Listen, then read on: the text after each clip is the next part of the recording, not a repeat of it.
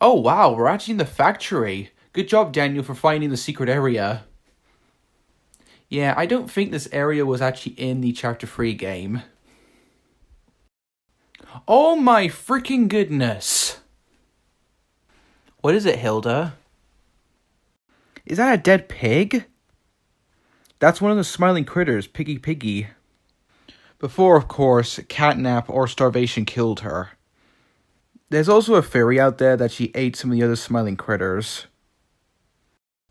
Damn, no wonder she's so morphingly obese. What? I'm saying she's fat. No, Daniel. It's morbidly obese.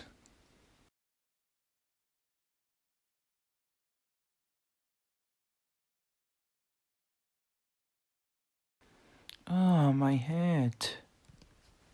Yeah, that red gas was awful. Anyway, though, where are we?